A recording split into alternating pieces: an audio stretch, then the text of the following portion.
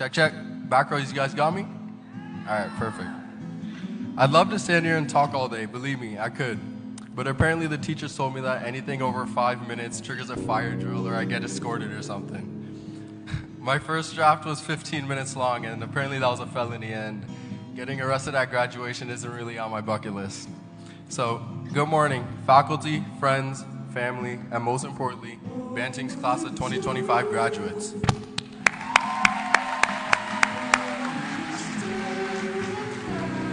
My name is Harrison Nuglesorn, and I am beyond honored to be able to stand here as your class of 2025 valedictorian. Most people come up here, write a speech about the past 4 years, and end it off with how successful and bright our futures are. I'm not saying that our futures aren't bright, but are we all confident what the future holds for us? I like that. When I was named valedictorian, my first thought was, what am I even gonna say? I stared at a blank doc for hours on end, scrolling on TikTok and YouTube. I was even gonna ask our best friend, ChatGPT, but it started off by saying, greetings, humans. I've come to realize that it doesn't really matter what I say. Today isn't about this speech, it's about recognizing the 12 years of success, showing up when it was hard, and something that connects us, nostalgia. How many of you have felt a little nostalgic lately? Let's see those hands. Now look around you. Anyone not raising their hand is just lying. They know they felt nostalgic. Think about the past few weeks. Everyone coming together, holding on to the moments we know we won't get back. No more complaining about the leaky ceilings, daily fire alarms, and math tests we did not study for. Somehow, it stopped feeling like a school, but more like a family.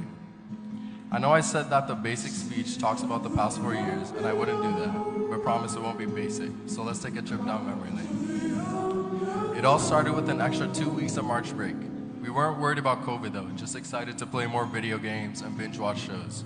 2 weeks then turned into 2 months, and we were worried whether or not we'd ever see our friends again. Sleeping through Google Meets, amazing bike rides, and Among Us games got us a grade 8 grad. None of us got a grad trip though, still mad about that. Or a grad, we all just got a lawn sign and a congrats email. But I bet we all do miss some part of it, right? Then grade 9, where there were many firsts. First relationship, first friend group, and first time hitting a curb. But some of you guys are experienced with curbs now. We got lost in the school, met John Pork, tried to squeeze our way through the bathrooms, and stressed over those pimples that appeared the day before picture day. Masks were also a first. Whether we were playing sports or even trying to sneeze, they always had to be on. It was horrible, but not the worst. Showing up at 8 a.m. to do 2.5 hours of who knows what was true torture. Whether it was skipping class for the first time, making TikToks, or watching the weekly fights, it was all the start of the journey. High school then hit us. Grimace shakes, making new friend groups, learning SOHCAHTOA, and watching World Cup games in class together is something that is forever in our hearts. I know we all wish to watch just one more game together in class. Then grade 11, everything ramped up, tests got serious, AP brain rot release, and life looked scary. The idea of graduating was so close, but so far away. We all remember everyone stressing over exams for the first time. Even though it was god-awful, we all missed some part of the unity and community feel it brought. Grade 12, prom, grad, senioritis, becoming an adult. 4 years flew by this quick. At least we finally got to witness a football game. Thanks, Mr. Sewell. Seeing the cheer team do their dance with Ballerina Cappuccina and everyone cheering together gave a sense of family. Even though they went 0-6, we would do anything to watch that game one last time. And as Andy Bernard said, I wish there was a way to know you're in the good old days before you've actually left them. You have one high school experience. As much as you loved it or couldn't wait to leave, we all have moments we wish we could relive. Because it wasn't about the experiences, but who we experienced them with. Who cares if you got rejected by that person or dream school? That just means there's another route to the same destination. So maybe the fact that the school was falling apart wasn't something that made high school dreadful, but it's what made it memorable. Nostalgic. All the singing on the bus rides home from track, procrastinating and submitting things at 11:59, plotting on HUDs, and pretending we knew what was going on in class have led us here. Now that we're here, the big question is, what's next?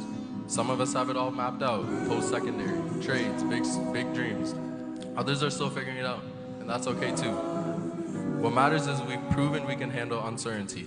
We faced essays that tested our will to live and even showed up to class after school fired. Starting high school off with a pandemic and ending it with global conflicts can't beat that high school experience. As we graduate today, this is the time for change. We are adults of the world now, so take that risk. Ask that person out. Compliment that stranger. If you're scared, do it scared. If you're nervous, do it nervous. Like Nike says, just do it. And I have one more thing before everyone hits the snooze button. Right before starting high school, I lost my father in 2020. I hardly mentioned it, not because it didn't matter, but because I didn't want sympathy. I wanted to be known for myself. I felt his absence and loved every step of the way through ups and downs.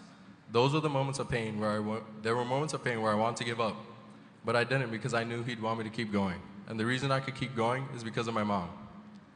She gave up everything, her home, her people,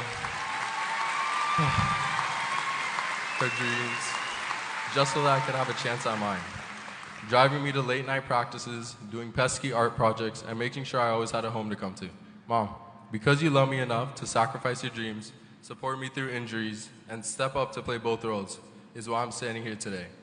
Everything I've done till this moment is for you. I owe everything to you. This cap, my gown, my diploma, everything. I love you. So,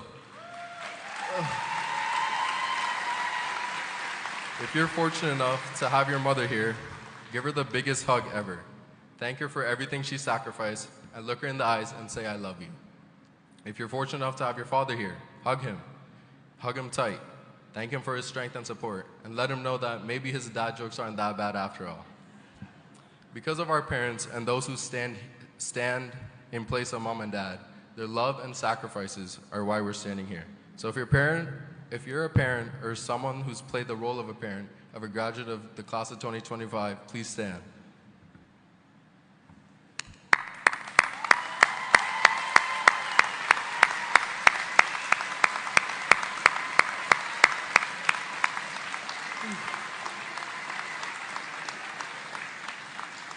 And I'd like to finish off with a quote from my favorite artist, Frank Ocean.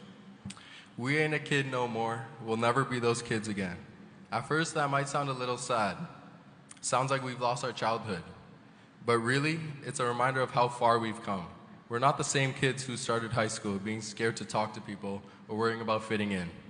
We've grown through all the tough, awkward moments and people we thought were the one. We'll never be those kids again, and that's okay, because those kids got us here. So yeah, Frank is right. We'll never be kids again, but maybe that's the beautiful part. We're not saying bye to who we were, but hello to who we're becoming. We went from being excited to see each other at recess to meeting at our lockers, and now just hoping we see each other again someday. Thank you.